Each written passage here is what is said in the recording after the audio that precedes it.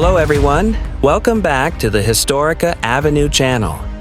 In this video, we will be discussing one of the greatest figures ever in world history, Napoleon Bonaparte. Napoleon Bonaparte, a military genius, an emperor who once ruled most of Europe, but eventually suffered a very dramatic fall. How could a young man from the small island of Corsica, who changed the history of Europe, end up so tragically? Napoleon Bonaparte. A legendary name, a military genius, and a leader with boundless ambition. From an unknown young Corsican boy to the greatest ruler in Europe, Napoleon created history in a way many never imagined. However, Napoleon's journey was not just about glorious victories. It was a journey filled with betrayals, personal struggles, and grand ambitions that eventually led him to the top and to ruin. In this video, we take a look at the incredible journey of Napoleon Bonaparte, the emperor who conquered almost all of Europe, and how his ambition to change the world forever ended up on a remote island in the middle of the ocean. Early life and first ambitions. Napoleon was born on August 15, 1769 in Corsica, an island that had just been annexed by France. As the son of a fairly poor family, Napoleon didn't have much access to wealth or power. However, he had one very important thing: ambition.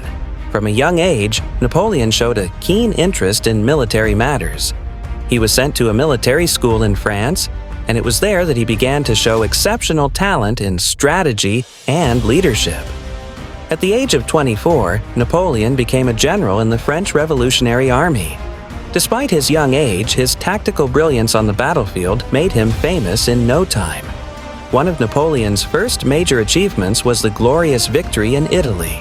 There, he defeated a much larger Austrian army and managed to establish a reputation as an invincible general. His prowess in battle, such as at the Battle of Austerlitz in 1805, earned him great respect in Europe. At his peak, Napoleon commanded much of continental Europe, forming the French Empire that extended from Spain to Poland. The rise to empire. In 1799, Napoleon seized power through a coup, ending a long period of instability in France. He became first consul, which gave him almost unlimited power in his own hands. However, his ambitions did not stop there. Napoleon went on to carry out a series of important reforms, including introducing the Napoleonic Code, which transformed the legal system in France and even in many of the countries he conquered. He also introduced various policies that favored the economy and stability of the country. In 1804, with growing ambition, Napoleon proclaimed himself Emperor of France. His coronation at Notre Dame was symbolic of his boundless ambition to rule all of Europe. However, with glory comes ambition. Napoleon wasn't just satisfied with the rule in France, he wanted to dominate Europe completely. Year after year, he continued to expand his territory, even making his brothers rulers of various countries. However, this ambition began to breed countless enemies. As emperor, Napoleon launched a series of massive military campaigns to expand his power. At its peak, the French Empire controlled most of Europe, from Spain in the west to Russia in the east. Boundless ambition and downfall. However, the greater the power, the greater the risk. Napoleon's ambition to conquer Europe knew no bounds, and it was ultimately the cause of his downfall. One of Napoleon's biggest mistakes was the invasion of Russia in 1812. Although he started with a large army, the extreme cold weather and clever Russian war strategy destroyed most of his troops. After the failure, Napoleon's empire began to crumble. The countries that were previously under him began to resist, and in 1814, he was forced to abdicate and exiled to the island of Elba. However, Napoleon couldn't just leave power behind. In 1815, after only 9 months on Elba Island, he fled back to France. With the support of the people and most of the soldiers loyal to him, he regained control of Paris. Back to almost his original position of power, but with a much greater threat.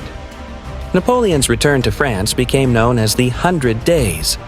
However, his short reign finally ended at the Battle of Waterloo on June 18, 1815. The Battle of Waterloo became the final point of his reign. Napoleon was once again forced to surrender. After his defeat at Waterloo, Napoleon was exiled to St. Helena Island, a remote island in the Atlantic Ocean. There, away from the crowds of the world, he spent the rest of his life in loneliness, away from the influence and power he once had.